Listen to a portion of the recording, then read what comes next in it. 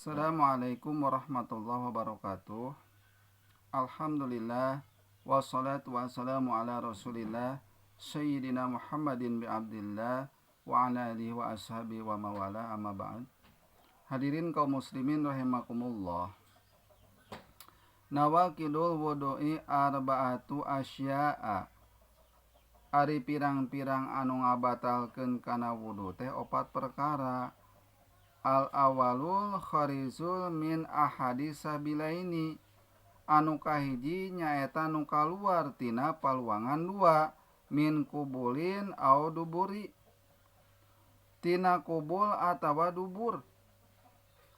Kubul teh liang cai pipis, dubur mah liang Rihun au gairuhu, misalna angin atawa liana angin. Lamun kaluarna angin dina dubur eta batal wuduna. Anu liana angin upama teh mah rokrak nu kaluarna atawa duit gopokan, tetep eta ngabatalkeun kana wuduna sabab kaluarna tina dubur. Ilal mani kecuali mani.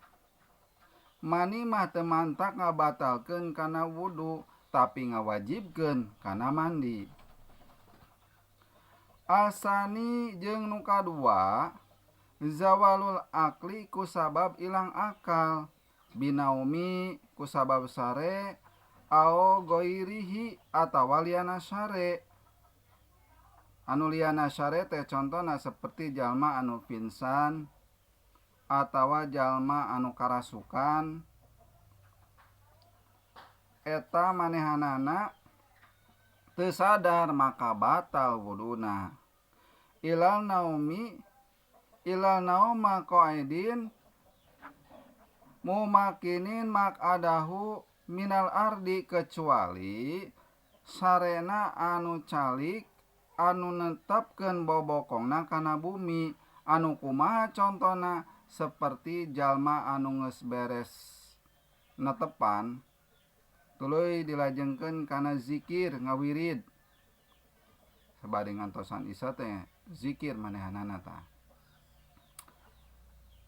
Bari nunutan bari calik tah eta najan manehna bari nunutan ge bari ngalenyap ge eta teu mantak ngabatalkeun kana wuduna. Kecuali lamun hitut aya nu kaluar ta angin eta kan mantak batal.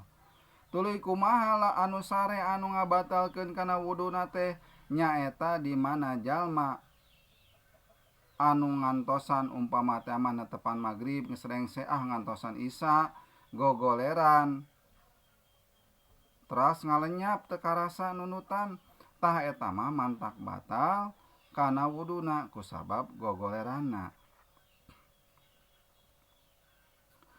Asadisu atil qa'u basyarata, nu katilu nyaeta paantel kulit rajulin wa mra'atin, paantel kulit lalaki jeung awewe kabiroini anu gede duanana, ajnabiyaini anu teu aya ngahalangan, min ghairi hailin anu henteu aya ngahalangan kana kulitna kana anggahotana. Jadi paantel kulit di dieu teh teu kahalangan ku acuk atawa ku kaen, ta eta paantel kulit mantak batal kana wudu. Tetapi anu gede, anu pada gede, lamun anu gede jeung budak mah henteu, komo budak can baleg mah budak leutik keneh. Sabalikna kitu ieu mah anu gede duanana anu geus pada baleg, anu lain muhrim, anu lain mahram.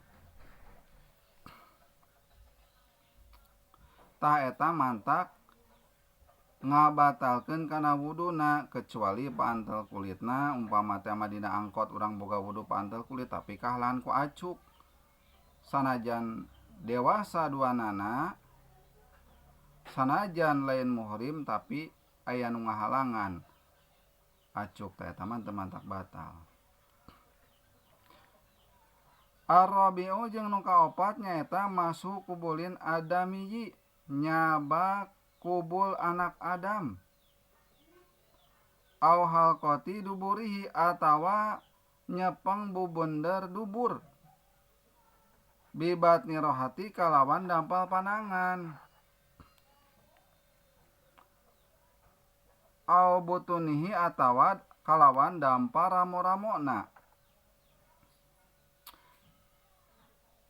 au butunihi asobi'i atawa kalawan dampal ramo-ramona. Jadi anu kaopat nyepeng kubul anak Adam ku dampal panangan atanapi ateul digarowan ku dampal panangan atawa ateul ieu dubur teh hayu digarowan ku dampal panangan tah eta mantak batal kana wuduna.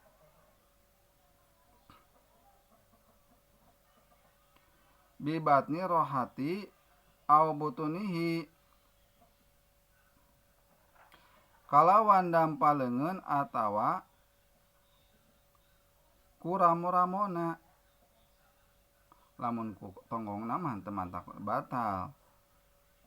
Atawa misalnya kahalangan make acuk salaman teu bauna nempel kana leungeun maka eta teu mantak batal. Lamun bauna nempel maka batal tetep.